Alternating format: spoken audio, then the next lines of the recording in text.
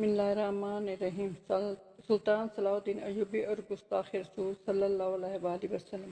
1179 میں مسلمانوں کا ایک قافلہ شام سے مصر کی طرف معمول کے سفر پر تھا۔ یہ ان دنوں کی بات ہے جب صلاح الدین کی ایوبی سلطنت پر حکومت تھی کہ راستہ میں صلیبی جنرل جس کا نام برنس تھا، جو نصرانی حکمران تھا، نے اپنے ساتھیوں کے ہمراہ قافلہ کو روکا اور ان سے مال و اسباب سمیت سب مویشی ضبط کر لیے۔ تقریباً 2 لاکھ دینار لوٹ لیے۔ اس بے بس قافلے میں عورتیں اور بچے بھی سوار تھے۔ ان سب کو بے دردی سے لوٹا گیا۔ یہ صلح کا دور تھا۔ بیت المقدس اور یروشلم کا حکمران عیسائی تھا جس کا نام بالڈون تھا۔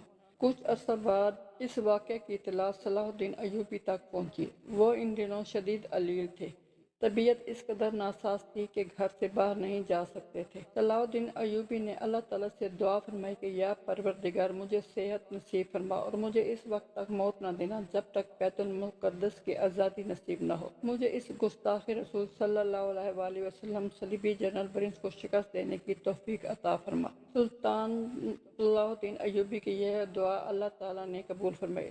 صلاح الدین صحت یاب ہو گئے۔ مورخ لکھتے ہیں کہ صلاح الدین 2 سال تک سیدھے لیٹ کر نہیں سوئے۔ وہ ہر وقت غم و غصہ میں رہتے کہ کب اس جنرل برنس کا سامنا ہو۔ وقت گزرتا گیا۔ 1183 میں صلاح الدین ایوبی نے پوری طاقت کے ساتھ صلیبی فوجوں کا مقابلہ کیا اور بیت المقدس آزاد کروا لیا۔ جب تک جنگ کا اختتام ہوا تو بیت المقدس کے بعد صلاح الدین ایوبی کھڑے ہو گئے اور اپنے ساتھیوں کو حکم دیا کہ برنس کو تلاش کر کے میرے پاس لاؤ۔ تمام جنگی قیدی خیموں میں محصور کر دیے گئے۔ انہیں حکم دیا گیا جو جانا چاہتا ہے چلا جائے، جو یہاں قیام کرنا چاہتا ہے قیام کرے۔ صلاح الدین ایوبی کے ساتھی جنرل برنس کو تلاش کرتے رہے۔ وہ ایک خیمہ میں چھپا بیٹھا تھا۔ اس کو پکڑا گیا اور صلاح الدین ایوبی کے پاس لے گئے۔ جب صلاح الدین ایوبی کی نظر اس گستاخ پر پڑی تو آپ فوری کھڑے ہو گئے اور چہرے پر شدید غم و غصہ کے ساتھ بولے، میں تجھے بہت عرصے سے تلاش کر رہا تھا۔ تو نے کہا تھا کہاں ہے پیغمبر صلی اللہ علیہ وآلہ وسلم؟ سن،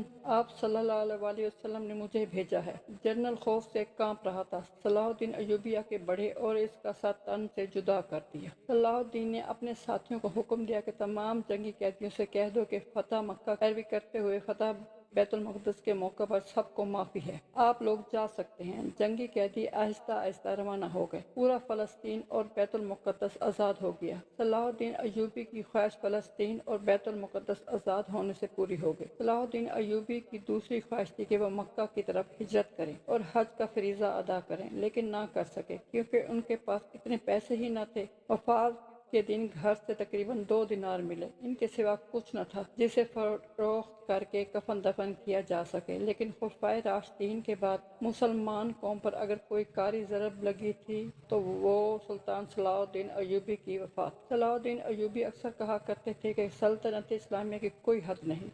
تم نے جس روز خدا کے عظیم مذہب اسلام کو سرحدوں میں پابند کر لیا، اس روز سے یوں سمجھو کہ تم اپنی ہی قید خانے میں قید ہو جاؤ گے، پھر تمہاری سرحدیں سکڑنے لگے گی۔ خلفائے راشدین کے بعد اگر طاغوت کا کسی نے مقابلہ کیا ہے تو وہ ہے صلاح الدین ایوبی، جس کا نام سن کر آج بھی پورا یورپ اور یہودی کانپ اٹھتے ہیں۔